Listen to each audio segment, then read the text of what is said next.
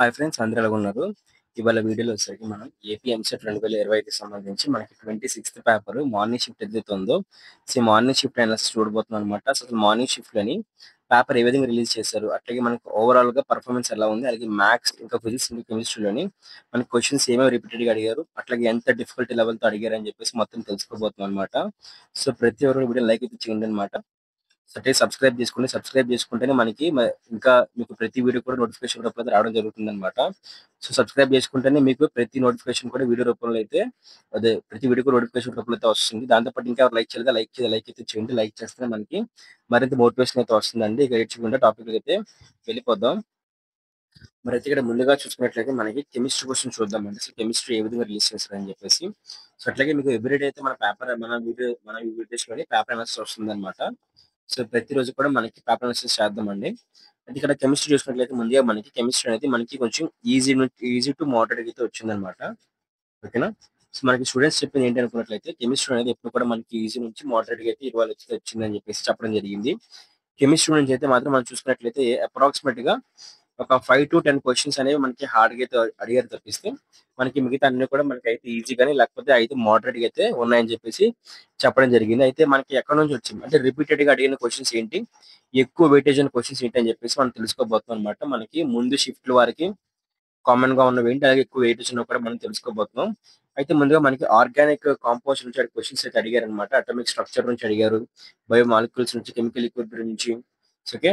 అట్లాగే మనకి యాసిడ్స్ ఇంకా బేసిస్ నుంచి కూడా మనకి అడగడం జరిగిందన్నమాట. అటామిక్ స్ట్రక్చర్ ఇంకా acids, basis, states of matter, organic chemistry. ఈ యూనిట్స్ నుంచి అయితే మాత్రం మనకి ఎక్కువ వెయిటేజ్ ఉన్న క్వెషన్స్ అయితే వచ్చాయన్నమాట. దాంతో పాటు రిపీటెడ్ క్వెషన్స్ అయితే రావడం జరిగింది. అయితే కెమిస్ట్రీ మొత్తం చూసినట్లయితే ఓవరాల్‌గా మనకి ఒక 5-10 క్వెషన్స్ తప్పిస్తే మిగతా అంతా కూడా అయితే ఈజీగా లేదా మోడరేట్‌గా అయితే ఉండడం జరిగిందన్నమాట. అయితే నెక్స్ట్ మనం చూసుకున్నట్లయితే మనకి ఫిజిక్స్ అండి. మొత్తం నెక్స్ట్ మనకి ఫిజిక్స్ ఏదో చూద్దాము ఒకసారి. మనకి ఫిజిక్స్ చూసుకున్నట్లయితే మనకి నెక్స్ట్ ఫిజిక్స్ అయితే మాత్రం మనకి ఎలా ఉందనుకున్నట్లయితే ఫిజిక్స్ అయితే మనకి కొంచెం డిఫికల్ట్ గానే అయితే వచ్చిందనమాట. సో మరీ మోడరేట్ అని చెప్పలేము. కానీ డిఫికల్ట్ అయితే మనం చెప్పగలం అనమాట. ఫిజిక్స్ అయితే మాత్రం డిఫికల్ట్‌గా అయితే ఇచ్చారండి. ఫిజిక్స్‌లో కూడా మనకి లాస్ ఆఫ్ మోషన్ నుంచి, ఓకే, ఎలక్ట్రో సంబంధించి ఎలక్ట్రిసిటీ సంబంధించి క్వెషన్స్, ఇంకా మాగ్నెటిజం నుంచి, మూవింగ్ చార్జెస్, ఆక్సిలరేషన్స్ ఇట్లా యూనిట్స్ నుంచి అయితే మాత్రం ఎక్కువ రిపీటెడ్ క్వెషన్స్ ఇంకా హై వెయిటేజ్ చాప్టర్స్ నుంచి క్వెషన్స్ అయితే రావడం జరిగింది. దాంతో పాటు ఇక్కడ మ్యాథ్స్ కూడా చూద్దాం ఒకసారి ఫైనల్‌గా. మ్యాథ్స్ ఎట్లా వచ్చిందని చూసుకున్నట్లయితే మ్యాథ్స్ అయితే మాత్రం మనకి అన్ని క్వెషన్స్ ఒకలాగైతే రాలేదన్నమాట. ఈజీగా కాదు, కొన్ని మోడరేట్ కూడా కాదు. కొన్ని క్వెషన్స్ ఈజీ గాను, కొన్ని క్వెషన్స్ హార్డ్ గాను, కొన్ని క్వెషన్స్ అనేవి వెరీ డిఫికల్ట్‌గా అయితే వచ్చాయన్నమాట. ఆ విధంగా అయితే మనకి రిలీజ్ చేశారండి. కొన్ని క్వెషన్స్ వచ్చేసరికి. మొత్తం 80 మార్క్స్ కూడా మనకి ఈక్వల్ టఫ్‌నెస్ అయితే ఇవ్వలేదు. మ్యాథ్స్‌లో అయితే డిఫికల్ట్‌గా అయితే ఉన్నాయన్నమాట. డిఫికల్టీ లెవెల్ దేని దానికైతే ఉండడం జరిగింది. ఎక్కువగా మనకి కాలిక్యులస్ నుంచి, ఆల్జీబ్రా నుంచి, ట్రిగ్నోమెట్రీ, ఇంకా రేషియోస్, ఓకేనా?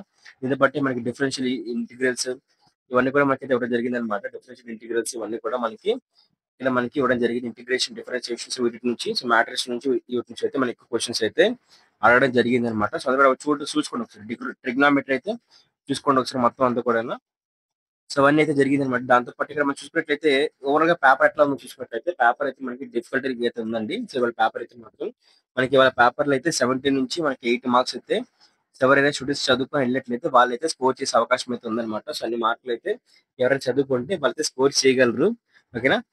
దాంతో పాటు ఇక్కడ మనకి ఇంకా ఈ నార్మలైజేషన్ ప్రక్రియలో అయితే ఇవాళ వచ్చిన క్వెషన్ పేపర్ హార్డ్‌నెస్ బట్టి ఇంకా మార్కులు పెరిగే అవకాశం అయితే ఉందన్నమాట.